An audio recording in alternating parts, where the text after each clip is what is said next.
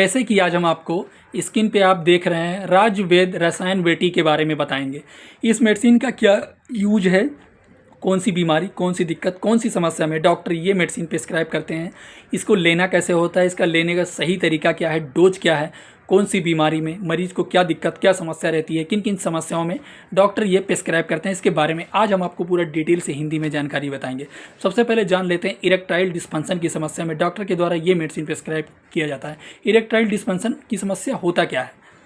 यानी इसे कहते क्या है हिंदी में, तो इसे हिंदी में कहते हैं नापुंसकता की समस्या, जो अक्सर करके लोगों में बहुत ज़्यादा ये प्रॉब्लम देखा जाता है और डॉक्टर के पास बहुत सारे लोग जाते हैं। हमारे कमेंट में बहुत सारे लोगों ने इस मेडिसिन के बारे में रिव्यू देने के लिए हमें बताया कि इस मेडिसिन के बारे में आप बताइए, ये मेडिसिन को लेना कैसे है, इसका डोज क्या है, इसका साइड इफेक्ट क्या है, इसके बारे में आज हम आपको पूरा डिटेल से हिंदी में जानकारी बताएंगे। जैसे कि ये मेडिसिन एक आयुर्वेदिक मेडिसिन है जो डॉक्टर के द्वारा काफ़ी ज़्यादा प्रिस्क्राइब किया जाता है। जैसे कि अगर किसी पुरुष को इरेक्टाइल डिस्फंक्शन की समस्या रहता है, यानी नापुंसकता की समस्या रहता है, तो उस समस्या में डॉक्टर ये मेडिसिन प्रिस्क्राइब करते हैं। नापुंसकता की समस्या होता क्या है,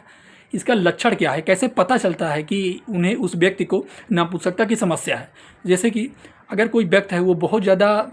नशीली चीज़ें यानी नशीली पदार्थ अगर वो सेवन करता है, लेता है, तो उसकी वजह से भी उसके प्राइवेट पार्ट में टाइटपन जैसी समस्या होना एकदम ना के बराबर हो जाता है।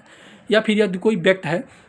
वो एक तरीके से बहुत ज़्यादा स्ट्रेस करता है, बहुत ज़्यादा अपने माइंड को वो दौड़ाता है, एक तरीके से बहुत ज़्यादा सोचता है, बहुत सारी चीज़ों की उसे सोचने की क्षमता रहती है, बहुत ज़्यादा वो डिप्रेशन सा रहता है, माइंड में उसके अलग अलग थॉट्स, अलग अलग विचार आते रहते हैं। इसकी वजह से भी उसे उसके शरीर पर एक तरीके से उसके प्राइवेट पार्ट पर नापुंसकता जैसी समस्या आ जाता है। या फिर यदि कोई व्यक्ति है वो फील्ड पे परफॉर्मेंस करने के लिए जाता है, उसका टाइमिंग का जो ड्यूरेशन रहता है वो बहुत कम रहता है, तो इससे भी उसे नापुंसकता के लक्षण देखे जाते हैं। इसके सिवा और भी बहुत सारे लक्षण हैं जो नापुंसकता के लक्षण में आते हैं,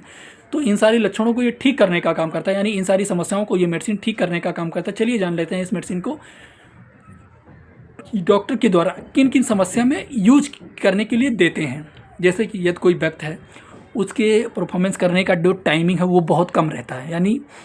1 से 2 मिनट रहता है या फिर उससे कम रहता है, वो बेड पे जाता है अपने पार्टनर के साथ में, अच्छे से वो सेटिस्फाई नहीं हो पाता है, जिसकी वजह से उसके पार्टनर उससे नाराज़ रहती है, जो उसे चिड़चिड़ापन खुद पे रहता है, वो बहुत ज़्यादा डिप्रेशन में रहता है, उसके प्राइवेट पार्ट में कठोरपना की समस्या नहीं आता है, जल्दी से वो डिस्चार्ज हो जाता है, उसके टाइमिंग का जो ड्यूरेशन है वो लॉन्ग टाइम तक ना रहना, यानी वो लंबे समय तक बेड पे परफॉर्मेंस ना कर पाना। तो इन सारी समस्याओं को ये मेडिसिन ठीक करने का काम करता है। ये मेडिसिन एस्टिमिना